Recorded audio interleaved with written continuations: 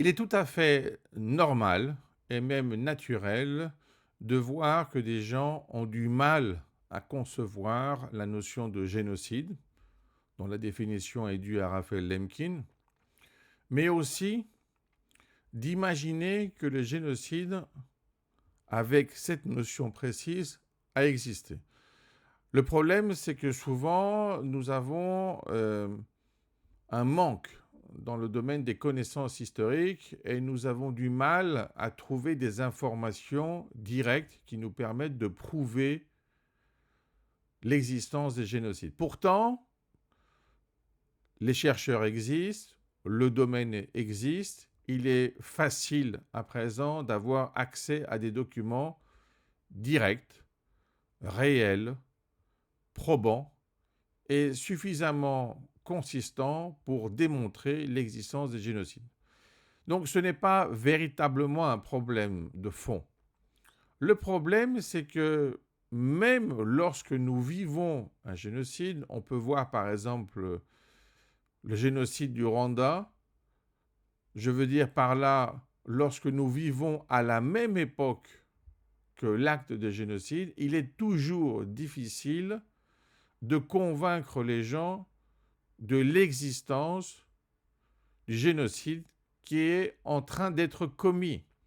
On le voit aussi avec le second génocide qui a lieu en ce moment en Ukraine, et je ne fais pas référence au Holodomor, je fais référence à ce qui se passe surtout après les faits de Boutcha. Donc là, nous avons un paradoxe parce que nous avons un accès direct aux informations. Nous voyons cela en temps réel, en direct.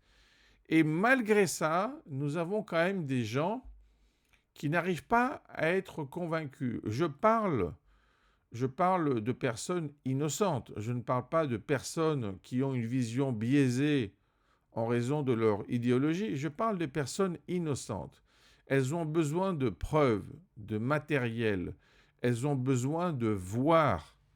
Et sans cet accès direct, il est difficile de les convaincre car elles n'ont pas la foi même dans le travail des spécialistes. Elles considèrent que tout cela peut être manipulé parce que finalement, c'est ce qu'elles voient tous les jours avec les informations. Le problème donc du génocide n'est plus un problème d'ordre historique, c'est un problème réel, même si le génocide est factuel. C'est un problème d'interprétation de la réalité en tant que telle, et pas simplement d'un accès à une forme d'historicité.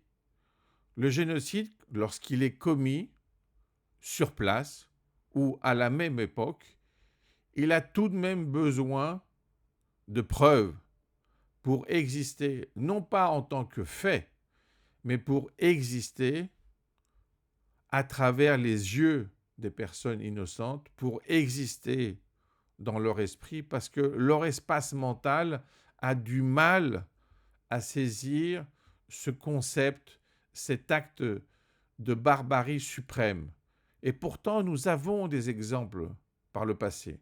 Le problème, c'est que la réalité du génocide dans le présent représente une difficulté pour les personnes innocentes, car elles n'arrivent pas à réaliser qu'il est possible d'avoir un génocide à leur époque.